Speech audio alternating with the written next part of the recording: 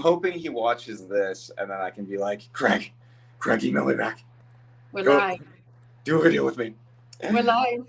I know. I'm saying that now, so Craig Malkin will see this and then email me back. Craig, email Jason. Oh, that's funny. What's up? It's so bad. I have someone I work with who's called Jason. Oh, yeah. And I keep muddling the two of you up, which is not good. My name was actually supposed to be Jason. It's funny. Okay, let me say hi to people. All right. Linda Tilson, by the way, thank you for becoming a member. I appreciated that. Baroness Tilson now. Hey, Mar, what's happening? Lupus is here. What's going on, Lupus? I haven't seen you around in a while. I've been worried. Avi, Countess Karen. Karen, you do know countesses are like higher up than barons, right? Or baronesses. I made my member status is all based off of noble titles, which is hilarious to me and indicative of hierarchical thinking too. Okay, but yeah, so I guess we're just going to be talking about something. Oh, what do you want to talk about? I don't know. By the way, this is, for those of you that don't know, this is Dr. Harper. She runs a YouTube channel on, oh, actually, you can just say what you do. I run a YouTube channel which looks at issues of relationships and narcissism. And I work with survivors of abuse and people who've been in relationships with people who are narcissistic. And I work with some people who are narcissistic. And I work with some couples where there's issues of narcissism. So I kind of work this full spectrum. It's very nice. And she has some great work, by the way. I have an long-form interview on my channel, too, if you guys want to check that out. Did Wendy like me, by the way? Yeah. I haven't talked to her since she saw you. I know she was looking forward to seeing you. Good. I hope she said she liked me, but I don't believe anybody who says that at first. You're just reassurance seeking. Reassurance seeking. Yeah, I know. You want the approval. Hey, I like you. Is that not good enough? Now you need Wendy to like you too? Yes. I need everybody to like me. I'm like lower down the status than Wendy. Wendy, who Jacob interviewed, is my supervisor. It's the hierarchical thinking. So you need the reassurance from Wendy that she likes you. I'm sure she did. Okay, good. Okay, nobody has asked any questions yet. Do you guys want to ask questions, or are we just going to ask questions? And hi, Karen. I'm looking at people who I know. Hi, Lupus. Hi, Mar. Oh, so Mar has a question. Can you click on it, or can I click on it? I'm not sure if you can, but I know I can. Okay. Do you have any books you really enjoy? Well, it depends. Like books about what? Are they specific to narcissism or just in general? Books about narcissism? You know, I have a book about narcissism, and I really like it. And it's not popular. It's not a big one. This one, The Fragile Belief. Interesting. I'm really liking it. Actually, it's really good. I'll reach out to them too. I will. Done that before. You should reach out to her. I think she'd do you a really interesting interview. I'll check out her book and then I'll decide from there. Yeah, she's more looking at it from a kind of interpersonal, social perspective, looking at how people respond to kind of narcissism, how we kind of create it, how we create people who are fragile and bullies, how we respond to it. So it's an interesting read. Speaking of books, so I can't say that much because I haven't finished it. Speaking of books, Wendy sent me her book in a very like well put together way. Which was very nice of her. So now I have the book, and I'm going to have to read it at some point. Read it all the way through this time. It's good. I do like Disarming Narcissist. It's a good book. And the other book I really like is Rethinking Narcissism by Craig Malkin. Oh. Because Mark said he was sending me a copy of his book, and I'm still waiting on it. I really want to read. I'm really excited for that one. I have Mark's book, but I haven't read it. Sorry. Sorry, Mark. You know how much I admire him. You gotta read his stuff. Anyways, Anna, how's it going?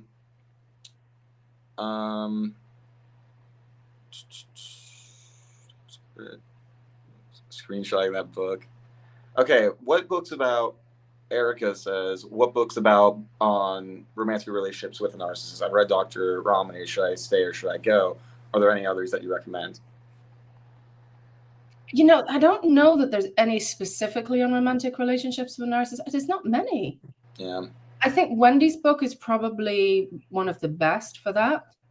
And I imagine Mark's book, based on the little skim read I've had, is really good because it's looking at, they both look at how those behaviors manifest and then how you respond to them and where your responses come and how that creates the relationship between you. So those are the ones I like, but I would also say, think more widely. You know, relationships, even with someone who's a narcissist, it's not all about narcissism. Mm-hmm. Treat them as like you have to like, it's good to keep in mind their narcissism, but you have to treat them on a person by person basis and who they are as people and the issues that occur in the relationship as opposed to the possible issues in relationships. Yeah. So I really like, I mean, for more general stuff on relationships, I really like Sue Johnson's work. So she's very much focused on attachment theory as it applies to relationships. Yes. And I also like Esther Perel. Have you read very different perspectives? Yeah. But her podcast, Where Should We Begin, is brilliant. And the other one who I think is really good is Terry Real, and he has a book called Us. And that is probably the best book on, he's not specifically talking about narcissism, but he does talk about how you stand up for yourself in a loving way and in a way that invites someone into a relationship with you as opposed to simply telling them, piss off, basically. He's like, how do you work with someone to say, I would like this for us? So it's like if you're talking to your partner saying you want a better sex life, you say, I think we both deserve to have a good sex life, and I would like us to work together to create that, as opposed to I want better sex. I mean, it's just one example. The one that comes to mind. Sorry. That's so. I like him. Have you read Eleanor Greenberg's book? No, I haven't read it. I read it once, and that's also a pretty decent one. I don't remember how much it goes into having good relationships. I'm pretty sure it's more treatment oriented, but it was still here. I like this question for you. Do you think it's problematic for domestic violence survivors to diagnose their exes as narcissists? Yes, I do. The thing is domestic violence does not necessarily mean someone's a narcissist. And someone being a narcissist and being violent to their partner, who cares that they're a narcissist? They're violent to their partner. The pathology becomes irrelevant at that point. Like maybe afterwards you can dive into that a little bit more, but like in the moment in your recovery, it's probably the least important thing. Really good study I read. I think it's around 84% of domestic abusers don't have any mental illness at all, according to like a collection of reports in the UK. And want to know what the most common mental illness with domestic violence abusers are? Depression. Yep. It's funny. Because it's the most common mental disorder. But go back to that question as well about the domestic violence, because I think there are times when people identify, quite often rightly, that my partner who was abusive was also behaving in ways that were highly narcissistic. They had a need to feel special. They were very reactive to any perceived criticism. And sometimes I think that helps people make sense of the behavior and depersonalize it. So it wasn't about me, the behavior is about them. But I would say that's true, even if the person isn't a narcissist.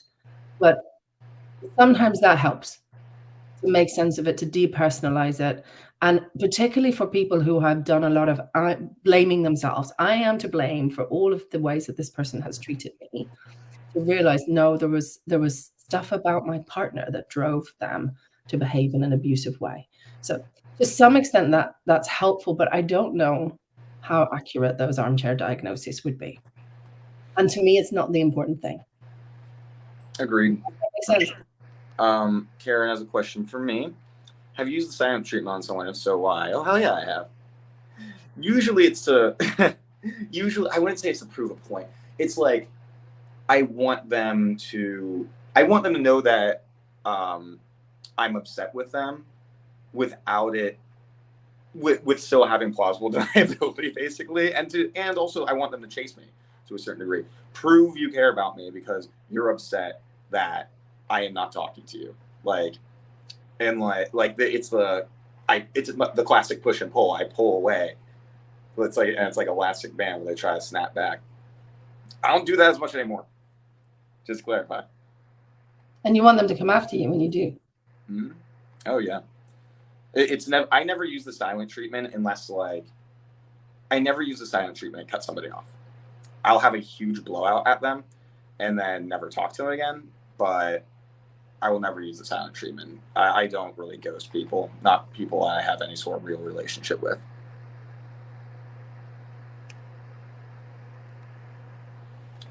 What does it mean when you say that you're a simple man? Oh God, I don't know. I don't know what I mean. I don't know. I'm simple, I guess. I'm not that complicated in my mind. I feel like you can, honestly, I don't feel like, maybe this is just me being a little biased. I don't think narcissists are particularly complicated. It can basically all be boiled down to everything is an insecurity reaction. I did a whole video on how take every narcissistic behavior and think about the thing that you're most insecure about and think about how you deal with that. Because we're insecure about who we are as people and literally everything. Now, let's say you're insecure about, I don't know, your nose or whatever. I'm not saying there's anything wrong with your nose. It's just an example. I'm insecure about my nose. I'm projecting, sorry.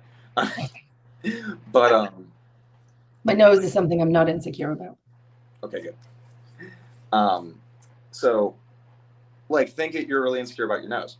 And if somebody insults it, you might be more prone to thinking people are looking at it or judging it, stuff like that. You may get very defensive if somebody insults it. You may try to claim that you actually like your nose to hide an insecurity or make fun of it yourself and kind of own it in that way.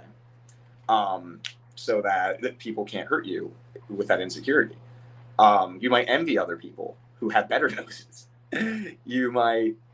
I'm trying to think of the other symptoms. Other common features of it. You'll hide your insecurity, right? I'm trying to think of more examples. But I think everything about narcissism can just be boiled down with, you might need a lot of reassurance about your nose not being bad. So I just think it's all can be just boiled down to massive insecurity. And other than that, it's not particularly complicated. How we think and rationalize, that can be different. But let's see.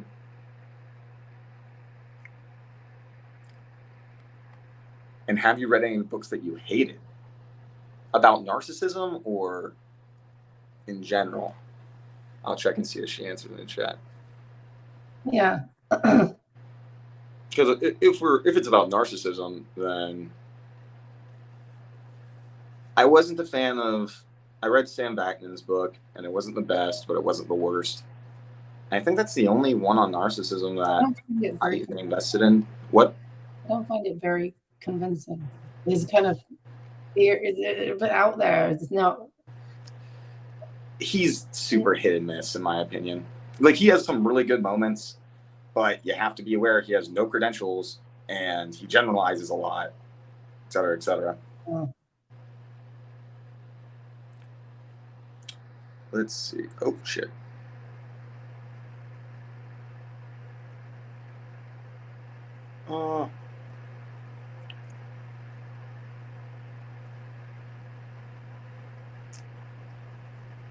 Wow, I always lose my place and it's awful. Mar has a really good question. Oh, no, we've missed lots.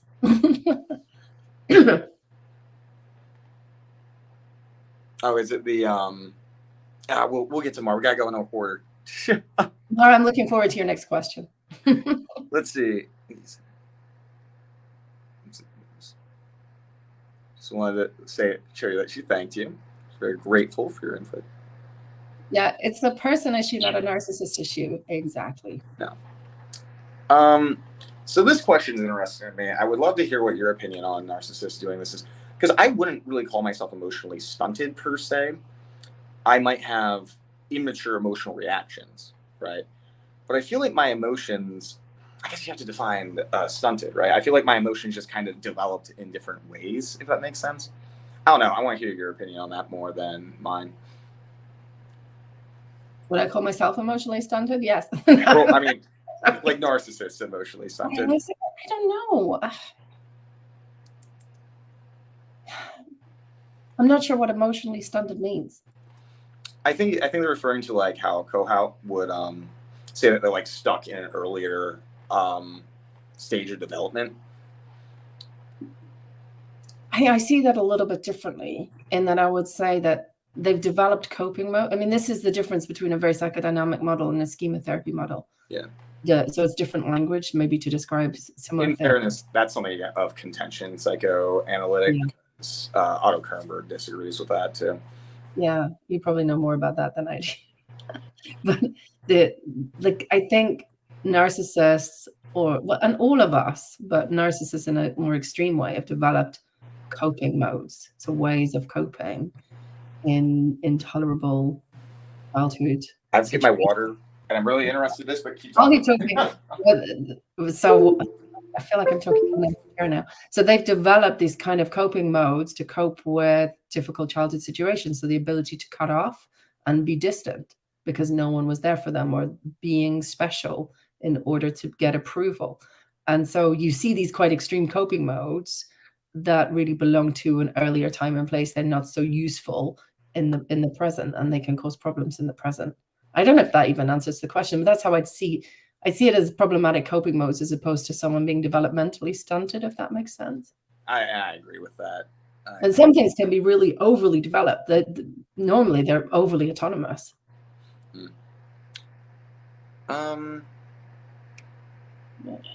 Is depression caused by suppressed, again, unhealed trauma? No. Well, I guess not. I'm trying to think of a good way to put it. You can. Okay, so depression isn't one disorder. Yeah. Exactly. Depression has loads and loads of manifestations. And I would argue that depression's more of a symptom than a disorder for the most part. Well, depression can be a disorder in and of itself. Yeah. If it's MDD. But when someone with MPD, then it's often part of the disorder. But it's, there's big biological factors in depression, there's social factors, there's immediate life stressors, so, and yes, if you have a history of trauma, then that may increase the risk of depression, but not all depression has trauma as a contributing factor, and you can have trauma and not be depressed. I would also argue like that you're not going to have all pervasive depression from trauma, is I think a good way to put it too. Yeah. Like it's curable more or less, for lack of a better term. Do you feel like a person with BPD could be misdiagnosed with MPD and vice versa? Yes. If so, how often do you think that may occur? I think it happens all the time. And there's evidence in this. Kirk Honda had a really good example where he showed this case vignette to a conference and described him as male. And he was like, "What do you guys think he has?" And everyone's like, "NPD, of course." And he goes and shows the same one but switches the gender, and they're all like, "BPD, naturally." Obviously. And there's the issue with stigma and how the narcissistic person would relate to it. So sometimes they choose to give a BPD diagnosis instead of a NPD one. I've seen that happen quite a few times. And also just the behaviors can look very similar, and in a lot of ways we even think similarly. Some of the people I relate to the most are some borderlines, not as much as other narcissists, but you know what I mean. Mm-hmm. What do you think? Have you misdiagnosed somebody with BPD? I've worked with people for a while, and then the narcissism's become, I'm just going to make my lights annoying me. The narcissism has become obvious later on in therapy. Yeah. So that can happen. I mean, I don't tend to work so much with diagnosis. I don't tend to make diagnoses. But I think in general clinical practice, BPD is diagnosed all the time and without a really structured, comprehensive assessment. So I think a lot of people are diagnosed with BPD by default. Yeah, true. And, you know, all of the personality disorders are related to each other. Oh, So yeah. you can get sets of all of them. I think it's all, what's it called? I think identity disturbance is the core of literally every personality disorder.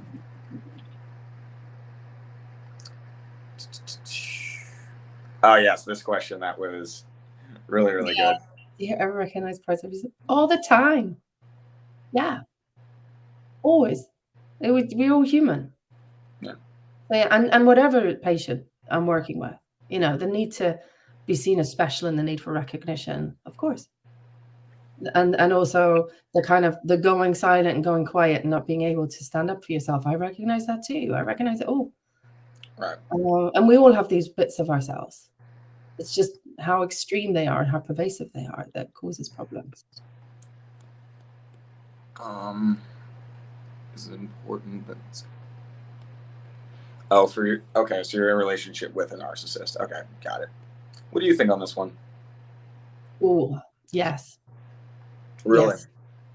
I do, because if you have, I think, but so I can talk about this as a therapist who works with couples and who works with couples where there's issues of narcissism. And a lot of general couples therapy training will discourage you from taking sides and encourage you to remain neutral. And in principle, I mean, I'm not suggesting you're going to take the side of the person who's not narcissistic by default. But I do think there are times when part of therapy with someone who's highly narcissistic is learning how to stand up to them. Yeah. And learning how to hold your boundaries. And learning how to be, I don't want to say not confrontational. It's got to be, Wendy Behery does it well with her empathic confrontation. You really recognize where they're coming from, but you don't let them off the hook when it comes to the behaviors that are harming the relationship. So I do think there's a skill in doing that. And I also find personally, and I know Wendy is my supervisor, so I'm taking her advice on this too, so I'm not alone with this, but I really like, particularly when working with a couple where there's an issue of narcissism, I like to meet them separately. Because, and for both parties actually, because sometimes I need to develop an alliance with a person who's narcissistic to be able to tell me things that are far too vulnerable for them to tell their partner, because they're terrified of being seen in that relationship. But likewise, on the other side, particularly if the narcissistic person is dominating the couples therapy, I may need to see the person on their own so they tell me what they really want to tell me. So, and it's not all couples therapists will do that. So I think it's really helpful to find a therapist who's got experience with working with those issues for those reasons. My biggest regret in terms of choosing a therapist is that I don't have one that specializes in personality disorders. And my therapist only treated 5 people in her life with personality disorders. And I'm not sure if that's including me or not. But, and now I can't really switch because it took 2 years for me to be honest. Lisa, if you're looking for a therapist, Wendy Behery's website, disarmingthenarcissist.com, has recommendations from all over the world. And everyone on there is someone who she knows and has worked with. Hi, Nicola, by the way. But yeah, this is a question for you. Does the doctor do one-to-ones on Zoom? Yes, I do. And I work with people in America. So I can work with people from anywhere in the world. But you can message me through my website. I'm very full at the moment, though. But I do have some associates I work with as well who can take people on. So message me through my website if you want to. That's fine.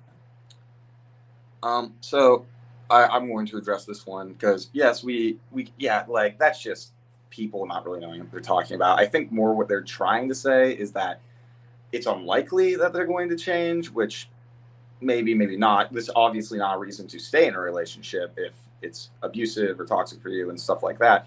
There is a capacity for literally everybody to change. I think my roommate has pointed out consistently throughout my life that my best quality is the fact that I am constantly growing as a person, which I think I have better qualities than that.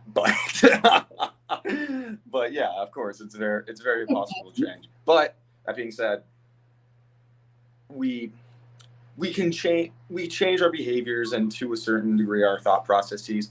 We're always going to think like narcissists, though, and probably have little slip-ups for the rest of our lives. But it's interesting, Jacob, because I think therapy therapy with people with narcissists, because I've been asked a lot recently. Colleagues have been asking me, what do you think? And I think actually therapy can have any number of goals.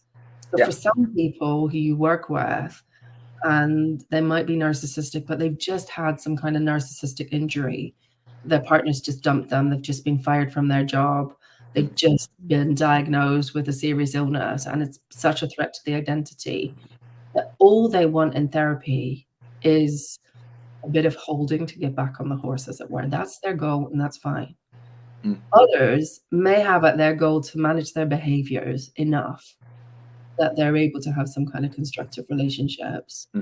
I also think there's scope, and I'd be interested to see if you agree with me on this. I think there's scope to be more ambitious for that for some people, if they want to, where you, over time, because I'm doing it from a schema therapy perspective, where you begin to relate differently to the traumas that you experience.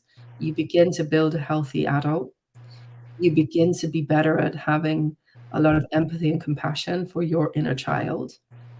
And I think it's possible that over time, you see some real shifts in personality functioning, in the way you think. And yes, there may still be vulnerabilities. You press the right buttons and things may arise, but hopefully that becomes less often, less strong, less problematic.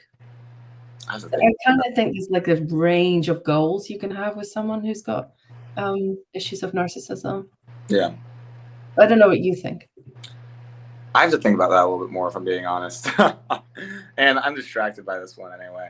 So, dude, I just want to point out, this is a massive generalization.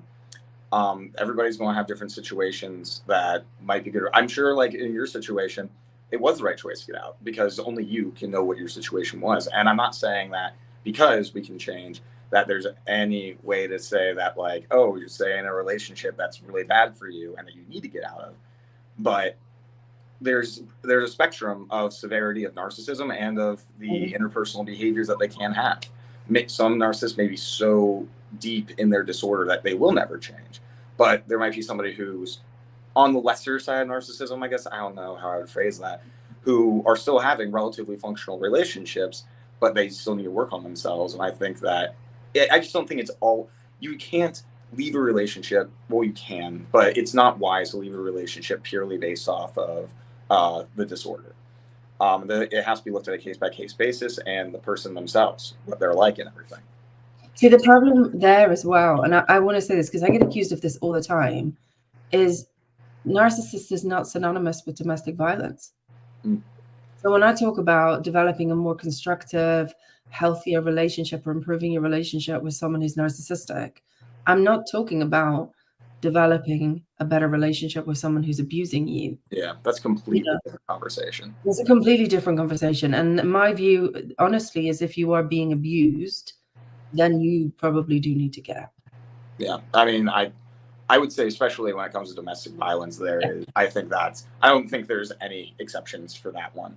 And even depending on, and I would say emotional abuse to a certain degree, there's such a gray area with that one because it's like, what is emotional abuse? It's the spectrum, isn't it, between behaviors that are hurtful but perhaps not pervasive in a relationship that you can work on, and behaviors which are pervasive, abusive, and just persistently there in a relationship to the point where it's eroding the relationship, it's eroding your sense of yourself. Those are the relationships there is no potential for growth there. Yes. And I think who was it that said, somebody, I think it may have been one of the Narcovenger people, actually said something I really liked about to define abuse, because I've always been like, what is abuse? Because it's like, I was severely emotionally distant in my relationships, and I've had partners that have called that abuse. Maybe there's more things I'm just not thinking about, but I'm like, is that abusive? I think you could argue either way with that, but I don't know. But that's also, if you think about emotional distance, that's going to be different. That's going to be experienced differently by different people. Yeah. So for some people, they can tolerate some emotional distance in a partner. But if you have someone who's quite anxiously attached and insecure, that's going to be quite explosive. Yes. And so that's a problem. So, you know, people's ability to tolerate things like emotional distance varies. And I would say that, and I want to point out in the example I gave, I think that's something that could have been easily worked on if I was willing to work on it. I just didn't. And I think my partner recognized that. Yeah.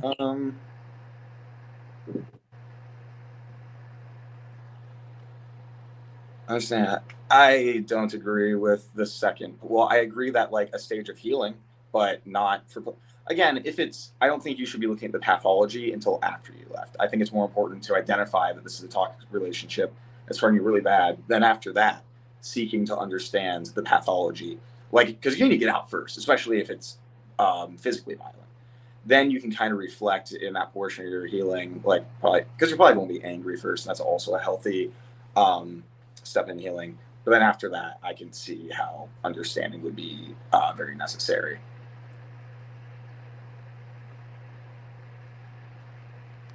You're being accused of being a narcissist. I'm always accused of being a narcissist. I'm like, is it, I don't know, is it a crime? It's funny because just like we were talking about earlier, you have not displayed anything that's overtly narcissistic, but because of speaking about narcissists from a perspective of compassion, that makes you a narcissist. Apparently. That makes me an empath. Right. I'm either accused of being a narcissist or an empath. It's one or the other. If they were narcissists, you'd probably be more likely to hate narcissists because you wouldn't realize you were one, or you would refuse to admit it.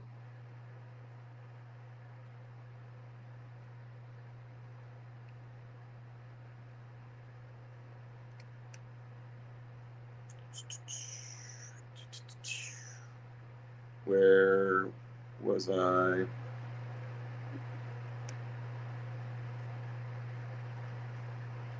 Oh man. We got loads of comments. Yeah, I completely lost where I was.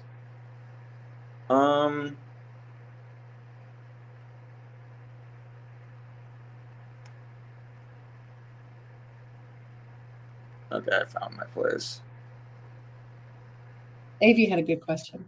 Right. What's going on, narcissist over there reaching out and asking for friendship, help with the task, and immediately getting upset when you agree to help them and be there for them? Do you have an example for me? Because I'm not sure I completely understand. I think I understand. Do you? I've seen this in therapy when you get close to someone and then the balls go up. It's okay. Hostility towards vulnerability, probably. Yeah. It's like if it's like they admitted that they needed help and stuff like that, then they're like, fuck you. Actually, okay, I see what you mean now. Yeah, it's I'm trying to think what I would think in that situation because I haven't had to do. Well, okay, no, I do that. It's more of, it almost feels demeaning, I guess, and it depends how you react to me asking for help and stuff like that. It would just feel like an insult. It'd feel like, wait, you think I need help? You like, it's like, no, you're not helping me. You're assisting me. Does that make sense? Because there's a weird distinction there. To my ends.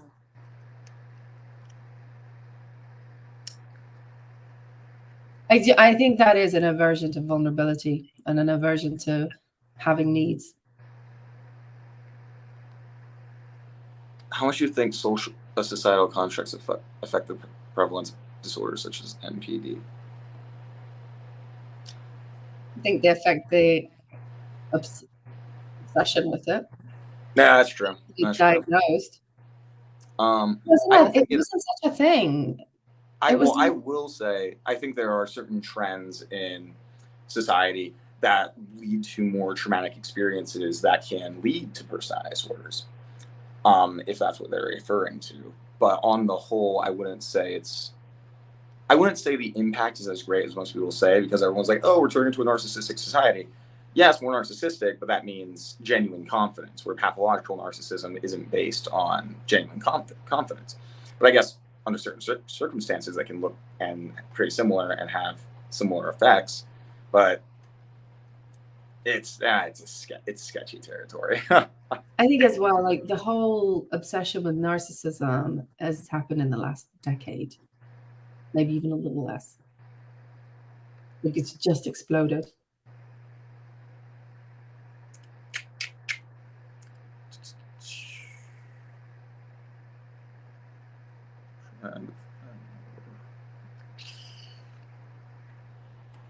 You seem biased towards NPD, apparently. We're talking about NPD and she has a compassionate approach to it. Why do you think she's biased towards it? We're just not talking about people who aren't narcissistic, because that's kind of outside the scope of what we're talking about. Ugh, it's funny. Hello, Sarah. Hi, Sarah.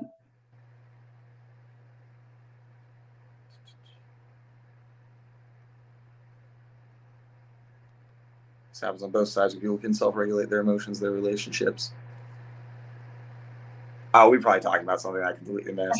I'm not sure what she's referring to, but I think in general, I agree that, you know, if both parties are able to regulate their emotions, it's really good for the relationship. And if both parties are able to articulate their experiences to each other and tell a story about them, and really help them to kind of come together on that. I want to point out, though, that with this comment, Little Shaman I'm not sure if Little Shaman has credentials or not. She might, but Mark and Wendy would also disagree with Little Shaman, and they're also experts. So I'm not saying Little Shaman's wrong, but people can have different perspectives on NPD without some of them being, you know, wrong, quote unquote.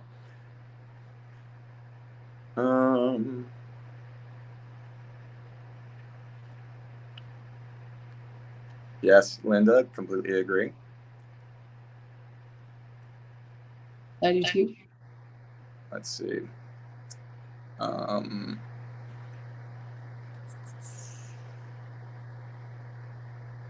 Lloyd's thanking you. Oh, you're welcome. And I'm sorry you've been through domestic violence. And also, who cares if he was a narcissist or not? What matters I thought you meant who cares about the domestic violence. I was like, whoa, okay. No, who cares about whether he's a narcissist? Yeah, that's not what matters. What matters is the domestic violence. Yeah, fuck them. Yeah. Because I'm not even, again, like, because I've never, it's just looking at the wrong points of it until afterwards. Thank you, Mar. I'm glad we help you. You're welcome. I agree on all abusers and narcissists. Yes. And not all narcissists are abusive. So I was actually just talking about this. I don't know. Am I sure? I'm pretty sure, I'd say. I am. Diagnostic paper. I'll actually read it for you guys. To whom it may concern, my name is Bridget Kershank, and I'm a licensed professional and clinical counselor. I have worked at Vista Psychological and Counseling Center in North Canton, Ohio, since September 2015. I've been meeting with Jacob Skidmore at Vista since 11/26/2019 on a bi-weekly basis. During this past year, I added an additional diagnosis to his comprehensive assessment based on Jacob's reports, my observations, and a thorough review with Jacob in my office of the DSM-5 criteria for narcissistic personality disorder. And then she signed it. And I want to get one from my psychiatrist too. I got my third diagnosis, actually. Go me. Oh man, I've been diagnosed 3 times, and people are like, "Oh, you're not a narcissist, though." It's funny. I'm curious as to why people think you aren't. Honestly, though, It's like you articulate it so well what the experience of narcissism is. I'm like, you can't articulate that unless you've lived it. yeah. I couldn't articulate it the way you articulate it. And like it's weird because, and then it's like people like Lee and Ben really, they've like both contacted me saying they love my content. Sarah does. They're all like agree it's all definitely narcissistic, and like truthful. I think it's just because in the like they don't really see me angry. They can every now and then, like if I'm on live and someone says something that's offensive to me, yeah, I can get a little intense. Maybe that's what I have to do. I just gotta start being angry more often. Oh, God. But do you think that that is actually important, that you only see certain sides of someone in any context? True. So there will be lots of things that you don't see, particularly in something like YouTube. You're not going to see the whole of anyone on YouTube.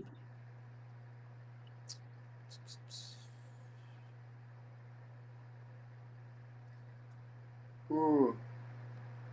I think society can quit labeling. Completely agree, Linda. Completely agree. Can NPD develop more empathy? Emotional or cognitive? I think cognitive. Oh, 100%. I don't think I'm ever going to feel somebody's emotions, though. And I think that certain degrees of my capacity for compassion are always going to be sort of stunted in a certain way. I'm not sure, though. I haven't. Like, I guess I'm more I try to be compassionate. I make like a conscious, Jesus, efforts to. I'm not sure. I don't know. It's weird. Elixify me as a bitch. What do you think? See, I don't think there's any data specifically on people with NPD developing more empathy. There is evidence that compassion-focused meditation can increase empathy generally.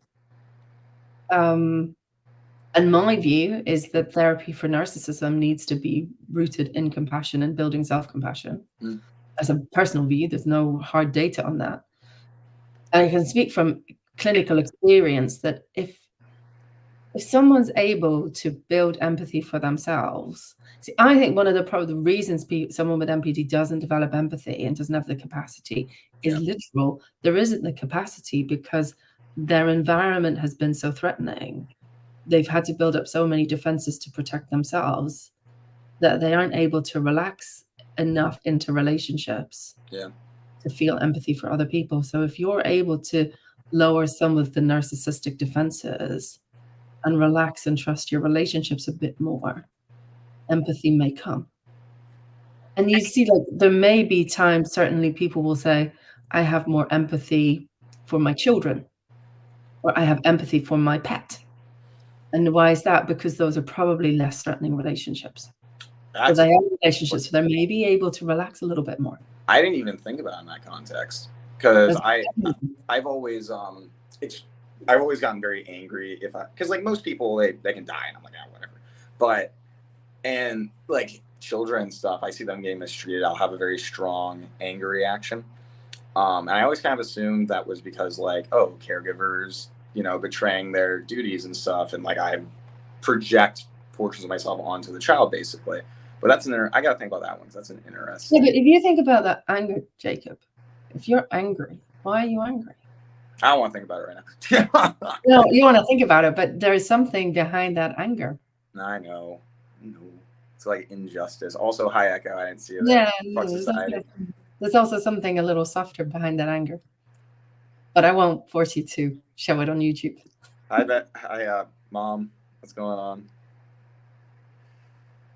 Label gets thrown around anytime violates boundaries anybody's capable of. 100%. And like, there are specific ways that narcissists can hurt people. I would never deny that. But I think it's, how would I put it? Again, I guess it's just that, being shitty doesn't inherently make someone a narcissist.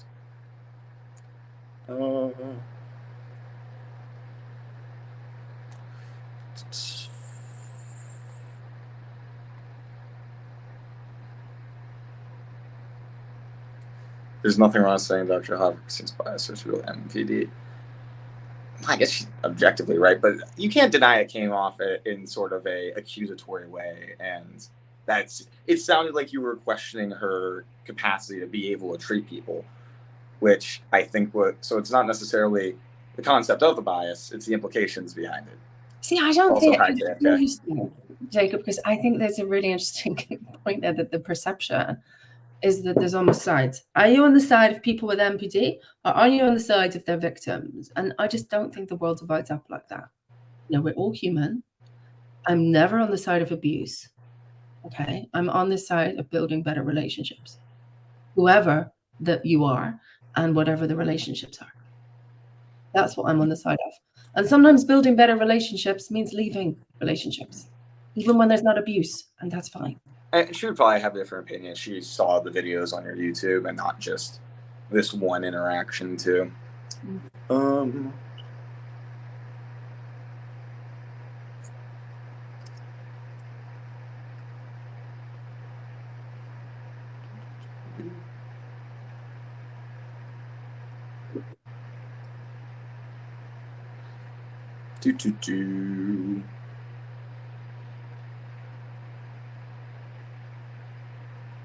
Can I click on a comment, Jacob?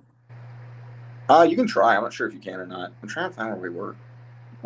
So Lisa's asked Wendy ?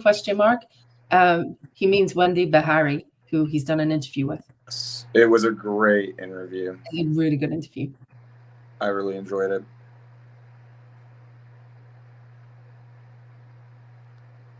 No, and I completely agree that in certain points in your healing, it can matter. Hard to deny that. Because I mean, I wouldn't have this channel if it weren't for that, right? But I try to point out that, again, because for me, it's like when you're in the shitty situation that you definitely need to get out of, that's the focus, right? That's the focus getting to that point. And I think Dr. Ramani, actually, that's some of the best things that she can offer, is kind of having an almost authoritarian stance on it, and to a certain degree, black and white stance on it. That's like, this is bad for you. You need to get out. But then that's not where healing ends. Then you have to get to the point that you do try to understand, right? But I don't think, I think, again, there's a lot of steps in healing, I would say.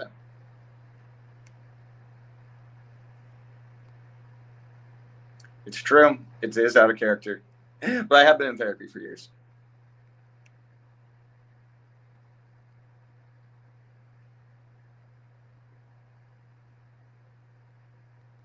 They're most vulnerable in a way, hence the masking. Do you mean like, I'm trying to think what you mean by vulnerable. Do you mean like sensitive? Because yes, God, yes.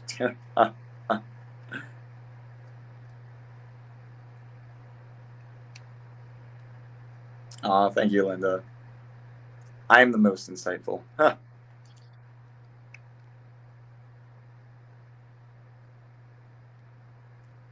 going to choose to believe you. I'm not sure what you're choosing to believe, but I'm glad, I think, unless you weren't talking to me. You did the same thing I did. I feel like those MPD can learn to be more mindful. I think that's a big thing, isn't it? I think that's the issue around it, is that that's the main thing that they need to focus on a lot of the times, aside from their own, like interpersonally, that is. They have healing to do on their own because, they're broken. But when it comes to interpersonal relationships, I think that is probably the most important. But yeah. Do you have an opinion on that? Be more, yes, in the sense that you mean it. No, in the sense of practicing mindfulness meditation for hours on end. I'm going to be best at mindfulness. And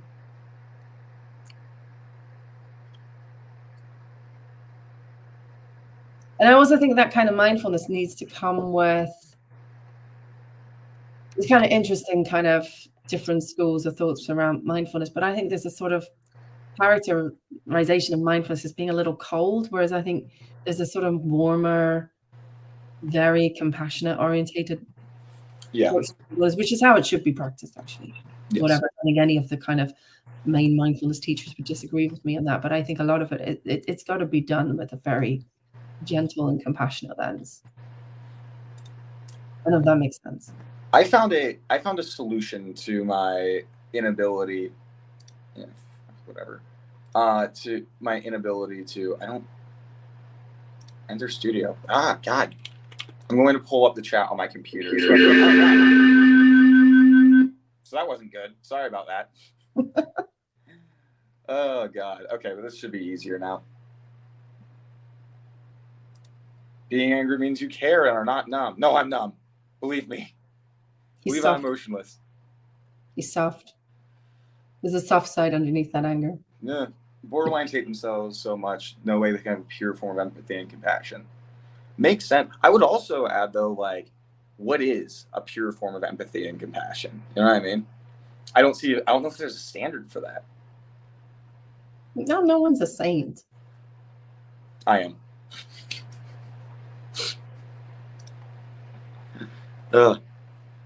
This is for you. So what do you usually knows about NPD and their overall thoughts on marriage and family during individual sessions? Oh, I don't know that you can generalize. I don't think you can generalize. It's so varied. Are there common themes, though? Sometimes there's a lot of, what I do see a lot of is almost minimizing of, yeah, I cheated, but it's not that bad. Yeah. It's not that bad, That was so long ago. It was so long ago. I'm not the worst cheater. So there's you see a lot of minimizing. No, but it's really varied, because on the other hand, I also see people with NPD who are extremely protective of their family and their partners because they're in the inner circle. They may view them as their possessions. But I even think that's too harsh. They may struggle to see them autonomously. Yes. And beyond the relationship. But there is a fierce loyalty that comes with that as well. That can actually be problematic in times for the other person as well, because I remember I had my best friend for a while. People would, like, I remember he cut me off at one point because we had a big argument. But for like years, he was effectively my sidekick, and he told people he felt like that after he got out of our friendship, and that removed any sense of individuality, and he hated that, obviously. But because he was, my sidekick, and honestly, I just thought of him like that too. There would be a fierce loyalty there. Like, nobody fucks with like my people, but that made me think that was a good friend, that I was being a good friend, right? I couldn't see anything I was doing wrong or how that could be problematic, because I'm like, oh, I'm so loyal. There's no way that I'm a bad friend. I'm completely right in being pissed at him for having any issues. Yeah. So I hope it all. I'm talking about that a little bit, but you can talk about that again. Is there I have no real trauma from family, but I can't feel genuine happiness towards other people. Like, I'm not sure. Like, I can't really say much because this, I haven't assessed you. But I mean, speaking there's not. Speaking in general, I'd say, relax, because there's a lot of pressure there. Now, if you kind of go, I'm going to try to feel genuine happiness towards other people, you're not going to feel it. Just relax and accept your feelings as they are. Is there anything wrong with not feeling? Okay, well, I should rephrase that, because that's distressing, because I get that. But you can still work with what you got. And I think that one day you will definitely be able to do that if you're putting in the work and seeking out treatment, et cetera, et cetera. It's interesting, Jacob, because you say putting in the work, and I'm almost saying the opposite. Just accept it. I would say, okay, you have a feeling of not feeling happiness, you have the feeling of maybe numbness. So, just notice that that's how you feel, and have compassion that sometimes that may make it harder for you in your relationships, and let it be. And you might be pleasantly surprised one day that you have a little fleeting moment. You're like, oh, what's that? I often say, and I think I've said this to you before, that when sort of people I've worked with MPD start to develop genuine empathy for people, they're a little surprised. But what is this feeling? And you're like, it's empathy. That's how it goes. That's really how it goes. It's like, But you don't get there by forcing it. Do the work and work really hard. It doesn't work like that. You have to relax. That's how, because I felt guilt once when I was tripping on shrooms, so that was fun. And that I had the exact same reaction. I was like, what the? I was like, it was such a bizarre experience because I was like, what the fuck was that emotion? And like, because I remember just sitting there shocked, like looking at the person I was feeling guilt for, like almost horrified at my actions. And at first I was just being like, oh my God, I treated you so terribly. And then I was like, immediately after, I was like, what the fuck was that? What the fuck was that? Oh, that's funny. Yes, not taking sides. Yes. And why does it have to be every time I say something nice for, yeah, right? I don't get it really. Like, you would think that people would treat this with a little bit more compassion. Don't get me wrong, people have a right to be angry at the things that they experienced. On the other hand, though, what's going to stop these patterns of behavior from happening? It's having a certain degree of understanding and getting these people into treatment, and so that they can live happier lives. And would anyone make that argument about anything else? If you think about other things that contribute to, say, domestic violence or abuse in relationships, so substance abuse, for example, that can be a major driver of violence in some situations. Would you then say we should not have compassion for people who are struggling with substance abuse? Very good point. Right. Good analogy. So. Because I'm a narcissist is what I'm going to say about that one. I'm looking at hidden messages and everything. I'm a narcissist. I'm glad. It's interesting. Like, I really underestimated some of, like, because like obviously all presentations are different, but some of the thought processes were strangely homogenous when I talk to other narcissists in a way that like takes me really off guard sometimes. But Jacob, I've had this as well. Like, people I work with in therapy will say that actually listening to the accounts of people with NPD describing their internal experiences has actually been really helpful for them to understand their parent or partner or sibling or friend. Mm-hmm. And because it's an accurate understanding, and it's not necessarily even a particularly sympathetic one, but it's accurate. Right. And it really helps to depersonalize it.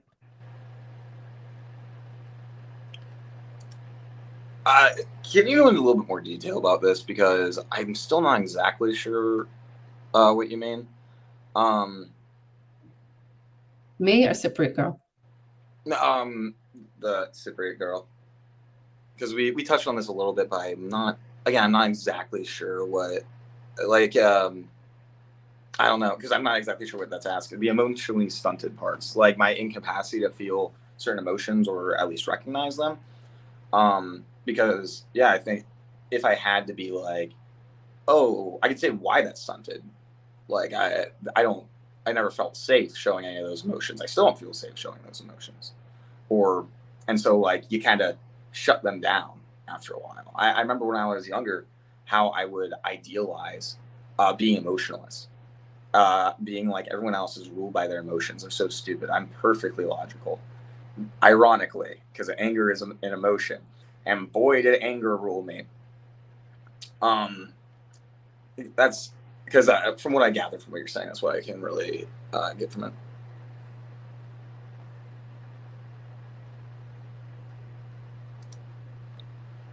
Personally believe you have to be outside a toxic environment before the healing can begin. I agree 100%. I don't know that I do agree with that comment entirely. Okay, I would love for you to go into that. Because sometimes I work with people who are still in a relationship which is going very badly. Yes. And sometimes there is space within that relationship and you need to create a little bit of space away from the relationship. Gotcha. And reflect on it, and you start to recognize, hey, this is not good. It comes into like, I guess like, okay, yeah, I would say the acceptance portion of it, like accepting that this relationship isn't going to work.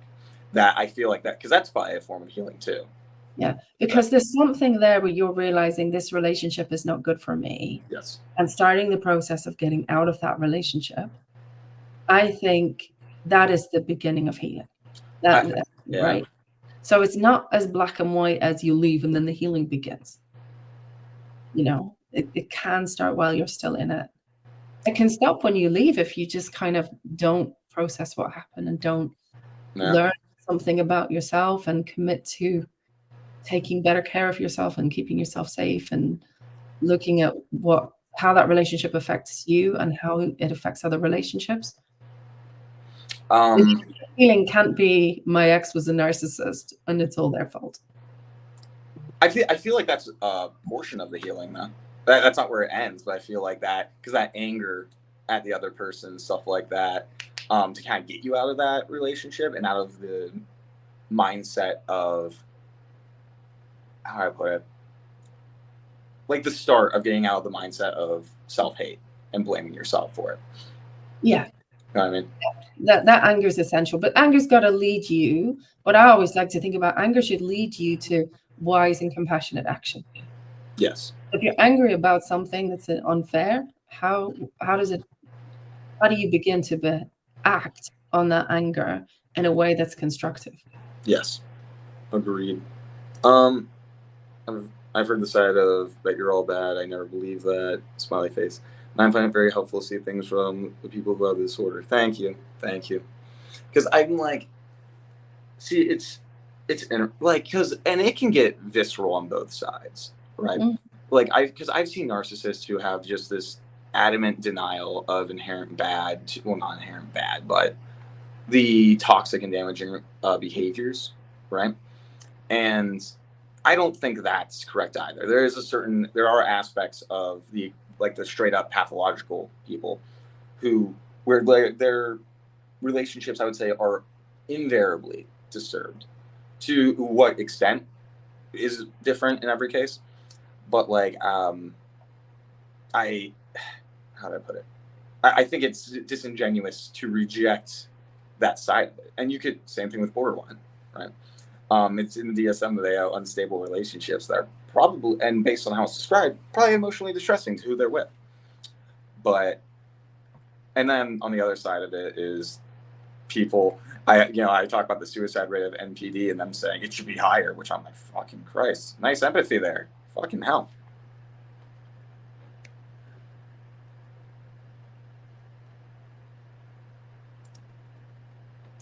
I've always reminded myself it takes two to tango, like I'm responsible for my role choices, faults, and my own stuff to work on. Very true. And a very mature way to look at it.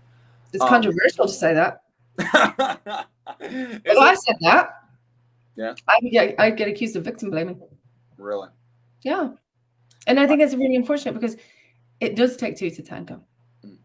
And I think, it's not, this is not, I tend to think you've got to see this through a compassionate lens. I'm not going to judge myself as good or bad, but why did I stay?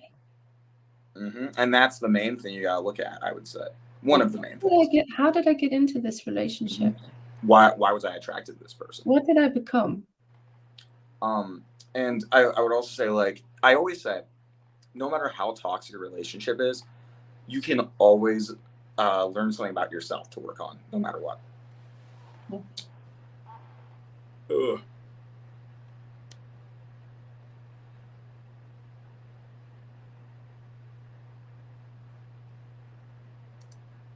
Getting stuck on the other person's stuff is a hypnotic distraction after a point. Yeah, that's a really good way of phrasing it. Yeah, I'm looking in the chat, Jacob, and the finisher said something else. I think I'm way behind, but I think it's a really interesting one, where they say understanding the psychology of the person being hopeless can be a first step in giving up hope. And this is something that maybe this discourse around narcissism has done, is giving people who are in horrible relationships permission to give up hope, which is a good thing. Yeah. That's why someone like me who comes along and says, well, if someone has NPD and they want to work on it, there's hope. Like, no, there's no hope. And I'm like, there's no hope for this relationship.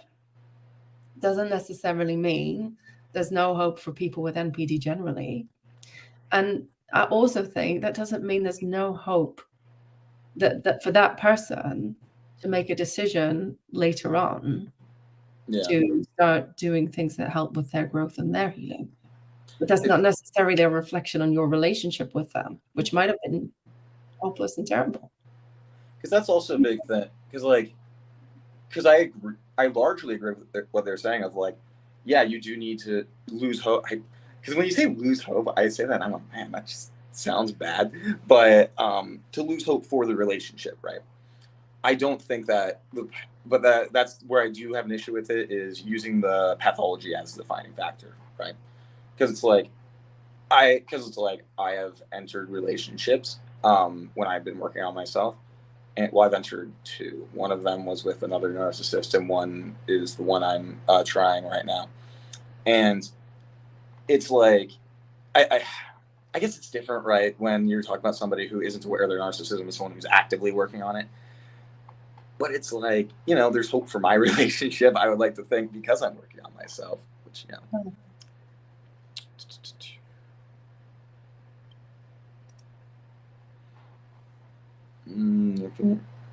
No. Well, first of all, like, good on you for trying to be a cycle breaker. It's something to be proud of.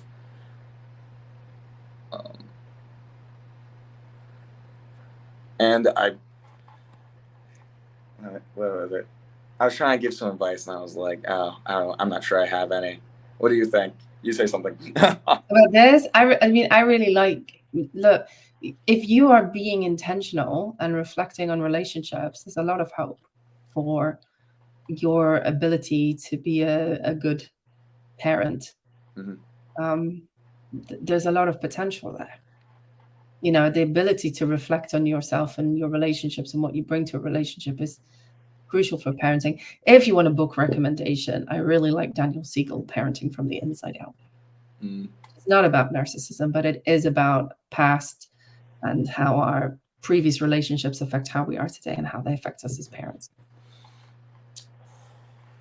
This is an interesting phenomenon, like the idea that like toxic parents and stuff like that will, I guess, condition their kids potentially to not see any fault with them, and because of the parental relationship and how the power balance there is. I don't think you could say that as a generality.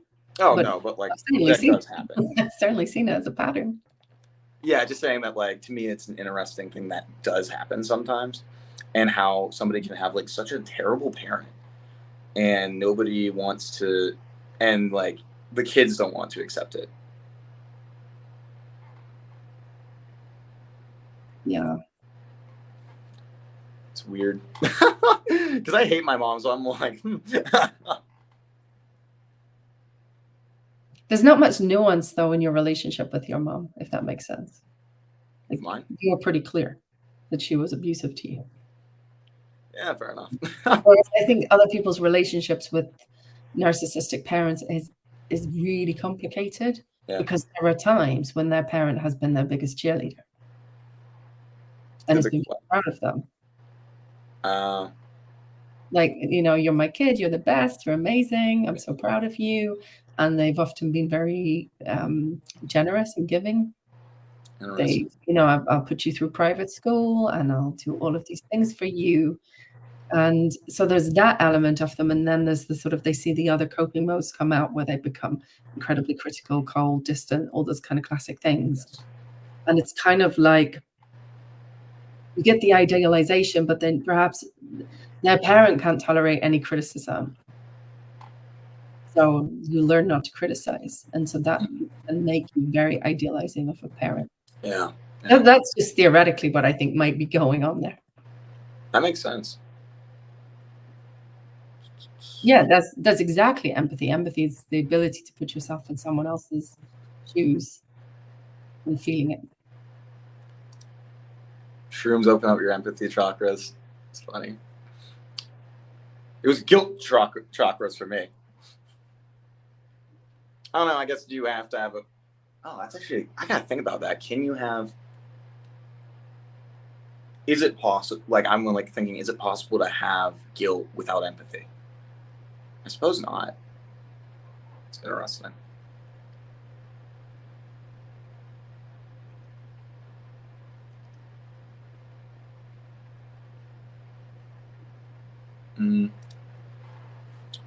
We can choose to respond by saying. Yeah, I would agree with that. We may not have choice. I think as well that yes, you can choose to respond to abuse by setting, communicating, and maintaining boundaries, but at the same time, that's really, really hard to do. Yeah, because I think it's really hard to do, and so I think yes, you have to recognize that that's what you need to do, but also have compassion for yourself that that's really bloody hard. I think that a good point too, and especially since like a huge thing with abuse is almost a constant violation of boundaries. Yeah. So there's an active like pushback against those efforts. Yeah, and the other person's response won't be pleasant often. Yeah. You know, but I often say if you set good boundaries, you will learn what the future of the relationship is. I think everyone benefit from therapy. Amen. Yeah, they would. My girlfriend thinks DBT should be taught in schools, which I think is a brilliant idea. How do you nicely bring up therapy to a friend, especially someone who has narcissistic traits, or should not bring it up at all? Fucking good question. Ooh. Well, you know, they did a whole project introducing mindfulness to schools in the UK, and it made kids more anxious. It made more anxious? Interesting. Yeah, that didn't go well. How do you nicely bring therapy up to a friend? Fuck. You know, because there's like an implicit thing there that's like, oh, you're flawed and you need to go to therapy. There's like an underlying implication with that. You're not flawed but messed up. I think it depends on the friend, and it depends on the relationship you have with them, and it depends on their view of therapy. Yes. And your view of therapy. I think I've had conversations with other psychologists about therapy, which are just like, who do you think would be good to deal with this issue? So it's very, very open, and that's fine, and it's not stigmatized. But I've also, you know, I've also had other psychologists whose supervisors have said, you really need to get some personal therapy. And it's been such a takedown. And it's using therapy or the suggestion of therapy in a really weaponized way. So I think this depends so much on your relationship with the person. Yeah. And how that conversation is going. But if you've had therapy yourself, I would start with, I found therapy really, really helpful for these issues, and in a very gentle, destigmatizing way. I'd be very careful unless someone is saying, what do you think would help me with this difficulty? Of in an unsolicited way saying, have you thought about therapy? I'm trying to because like how I would bring up therapy to a narcissist though, and this is just, I'm not sure if anybody should try this, but I think the way that it would like get me is if you're like, you carry so much weight on your shoulders, like you suffer more than like anybody else I know, I think that like you having somebody use as a sounding board to get this stuff off your chest can be super helpful for you. Because like, and it has to be presented to me in a way that's like, this isn't somebody helping you, it's somebody assisting you in helping yourself, is what I would say. And that's what could get me into therapy if I was not aware, I would say. A little manipulative, but you know, I have my tactics. What does moderate remission really mean? Can you live an almost normal life?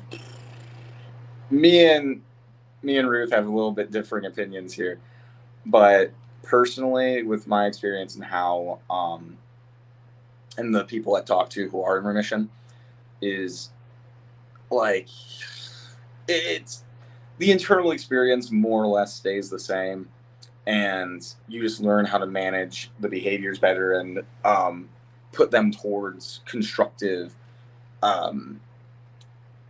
goals. That's kind of the best I'm hoping for. I don't like the term normal. I'm like, you live your life. You live your life. That's why I like using normal in quotes, because Like shorthand for describing a non-disordered, not somebody without personality pathology.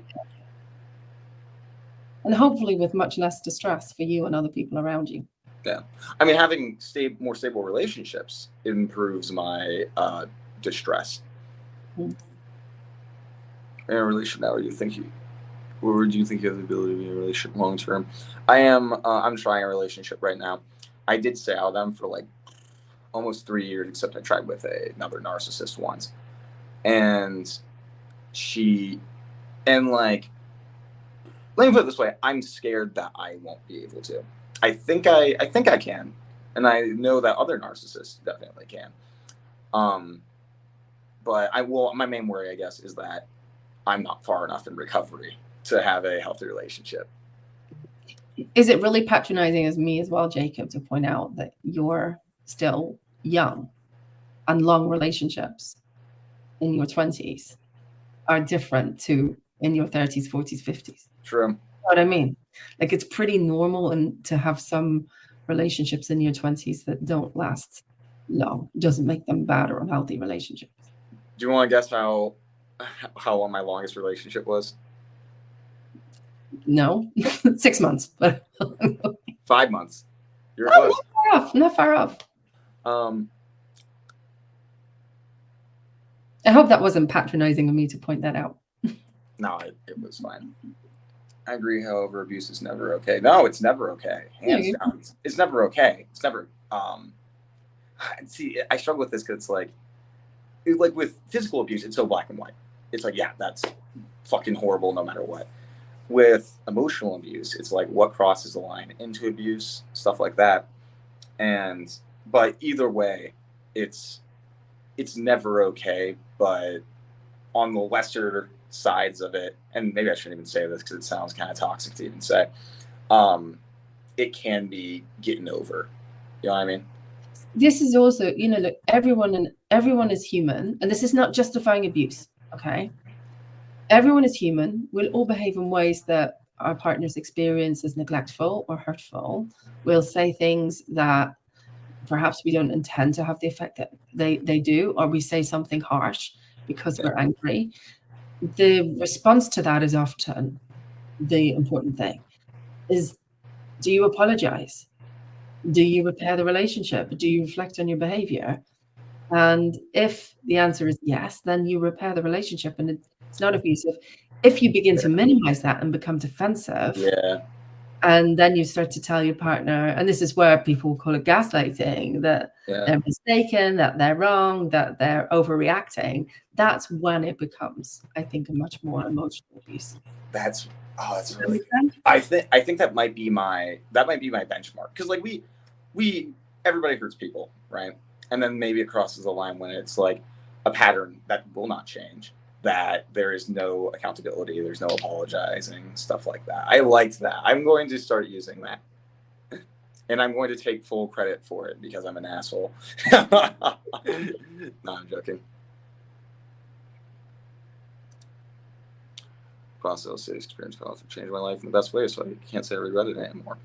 That's a big thing that I see too. It's like, yeah, this relationship was terrible and it's a great thing that you got out, but it's like the amount of work that you could do on yourself because of that is unmatched. I had a really, really toxic relationship once with somebody with a disorder that I think you can all guess. And that's probably that's what got me into therapy. First trying to impress her, and then I stayed because it fucked me up so bad. But that, I think that, like, I would never recommend being in an abusive relationship. Yeah. Just to be clear, you know. But I need to work on myself. I'm going to go get abused for a little bit. The possibility of post-traumatic growth is a very real possibility. It's the same with affairs. Like, infidelity in a relationship can be such a turning point. And it can be the turning point where the relationship ends. It can be a turning point where the relationship transforms and you develop something new. I saw an interesting study where there's this woman on TikTok. It's like recent affair recovery or something like that, where she talks about how if you get into counseling after therapy, that she showed me a study that's like 70% can't make it through couples therapy, and actually have a more fulfilling relationship than before the affair. Which is not the same as recommending having an affair. Yes. Oh, and I want to point out and go straight to therapy. I want to point out that, like, if your boundary is that if somebody cheats on you, you're out. That's a completely fair boundary to have. Yeah. But it's also also an important thing to keep in mind is that, like, you can also choose to still stick through it, and depending on who you are, that can be the choice sometimes. And then if you can't, though, like, yeah, just get out. If you know you will never be able to trust or forgive that person, then no point in wasting your time, basically. Well, presumably as well, if there's been an affair and both parties agree to therapy, both parties have some level of investment in the relationship. They aren't starting a hard boundary of it's done. Just a thank you to you that I wanted to share. You're welcome. I'm glad I can clarify that. Yeah. I'll give it, like, I think we're only going to be on for like 10 more minutes or so because I have places to be. Mar, it's okay. Never apologize to me. Mar, you can do no wrong in my eyes.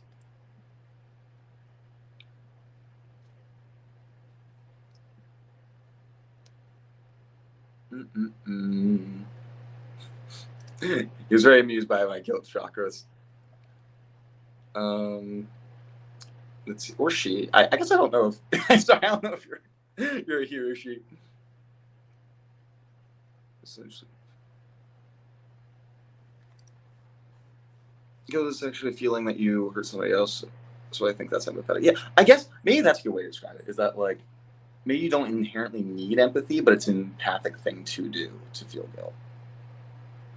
Kind of, I think. I can feel guilt if you don't have empathy. Moving on.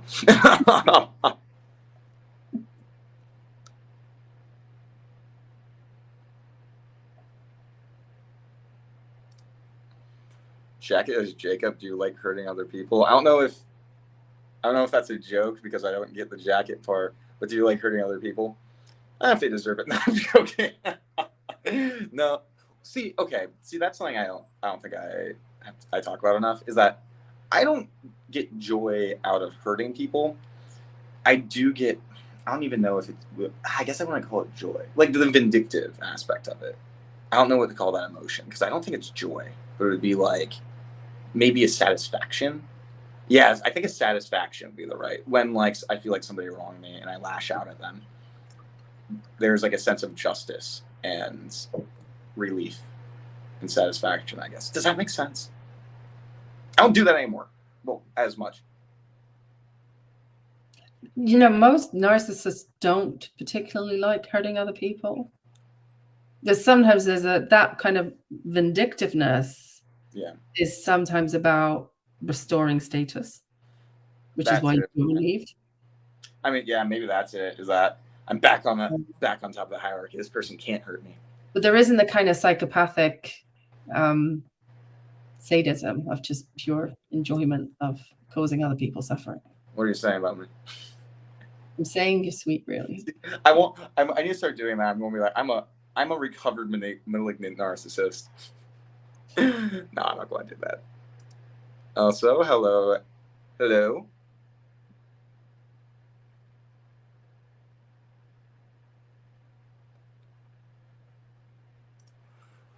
you believe all cluster Bs all have different attachment styles? As social media portrays cluster Bs having treatment. Think otherwise. Yes, I completely agree. Because, like, I hear all the time of, like, narcissists being super jealous and clingy and stuff like that, which was never my experience. I'm sure jealousy plays a role in narcissists quite a bit, but for me, it was always just dismissiveness. I would say most cluster Bs have disorganized attachment style. Exactly what I was going to say. I would say that narcissists have dismissive overtones, while borderlines would have preoccupied overtones, if that makes sense. Yeah.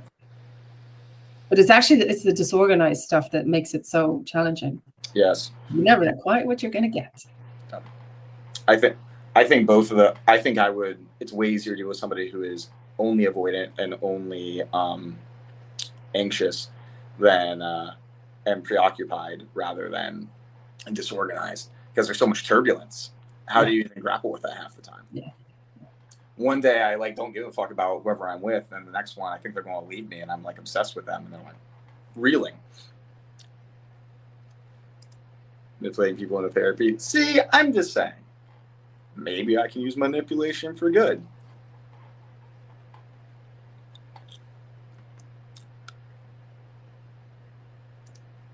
Good, and that's one of the most important parts of healing.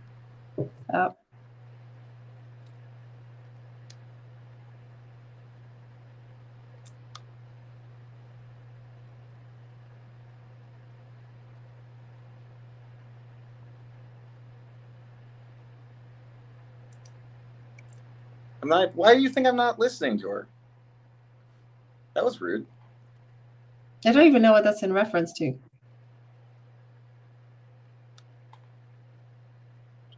I assume it's. I don't know if it was a general statement or just something I did. I am listening, but sometimes I'm trying to look at the next chat so I can keep things going. I like Mara's comments on empathy. Oh, fuck, I think I missed them. I thought Mar was just talking to other people, so I kind of ignored it. Sorry, Mar. And Mara's making a really interesting point about like empathy being when you can feel someone else's feelings. You see, this is where I think there's a difference. You're going to have empathy where you know someone else is hurting, and that can be overwhelming. It can cause you to become distant from them, which is what you've said. But being able to respond to empathy in a way that's skillful and effective does mean being able to have enough distance from it that you're able to maintain your own regulation and not be overwhelmed by it. Because I think, yeah. Because this is also a interesting take on empathy. I wonder if you agree with this. You could be empathic and sadistic, right? You could be empathic and you really understand the other person's feelings and emotions, and you can use that to hurt them.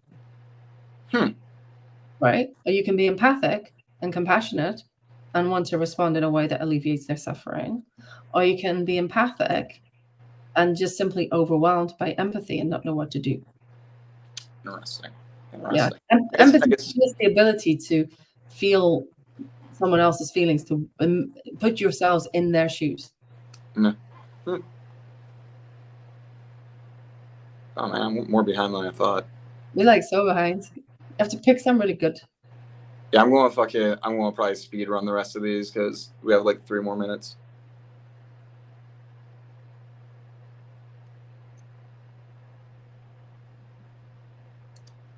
I'm also into female and to emotion myself, and that's kind of rare, right? Because people with ASD, not to say that they have a hard time understanding people's emotions.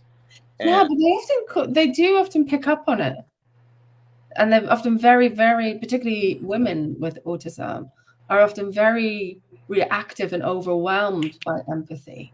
Really? And actually, many of them struggle to get a little bit of distance enough to respond, to go, no, those are your feelings, and these are my feelings. Interesting. And because, yeah, sorry, go on. It's not as simple as it's made out to be.